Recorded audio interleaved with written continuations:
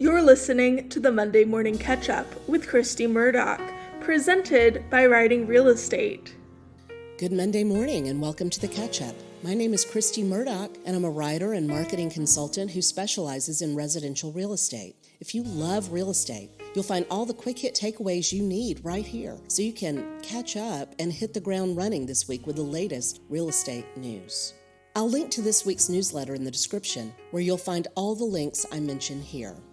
In our top story, has the New York Times finally sparked real estate's Me Too moment? We've been hearing for months that there was something big coming from the New York Times, and it finally dropped in the early hours of Saturday morning. Entitled, "Women Say Sexual Harassment and Discrimination is Rife in Group for Realtors," the article is a barn burner, just as expected, detailing multiple patterns of sexual harassment centered on NAR President Kenny Parcell and his powerful friends in leadership, along with denial from CEO Bob Goldberg, among others.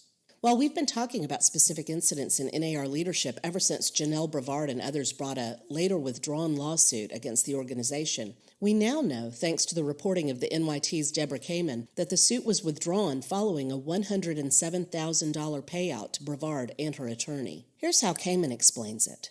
Quote, Brevard withdrew her lawsuit in July after she and her lawyer at the time reached an agreement with NAR on a severance package of $107,000, which included lawyer fees.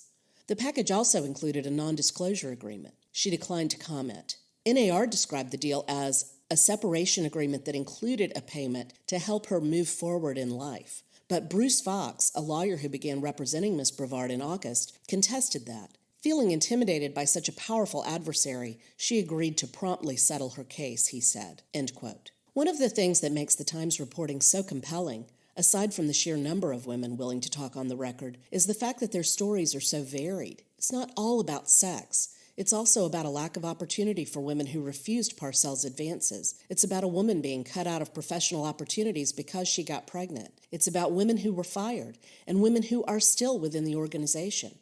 It's about NAR headquarters, but it's also about events and Move Incorporated and the Leadership Academy. With the scope and breadth of the reporting here, the one thing NAR can't say is that it's one bad apple, or a few examples of the boys will be boys baloney. It's clearly systemic and widespread abuse on display in this story. On a personal note, as a 50-something woman, it's compelling to see that there are a lot of older women being quoted here as well. This is not a case of changing expectations in the workplace or young women misunderstanding an older male authority figure or colleague.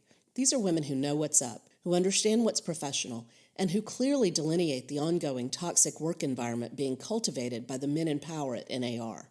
In another passage from the Times story, quote, harassment has become ingrained in NAR culture, said Kaki Liebert, 69, a Texas realtor who served on NAR's leadership board last year. At conferences and official NAR gatherings, she said, she saw Mr. Parcell ostracize female realtors who failed to flatter him, behavior he did not repeat with men. I've seen up close and personal how people are treated, and it made me sick to my stomach, she said. End quote. If you haven't read this story yet, run, don't walk. If this doesn't usher in sweeping changes, the 66% of NAR members who are women will have to ask themselves whether this is an organization worth saving.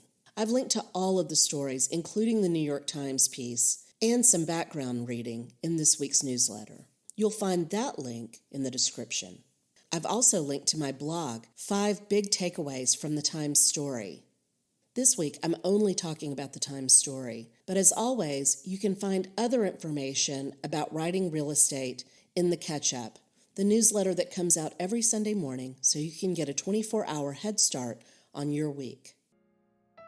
Like, subscribe, and share, and click the link in the description to subscribe to the newsletter and have the Sunday edition of the Ketchup delivered straight to your inbox. That's it for today. Thank you for joining me, and have a beautiful week.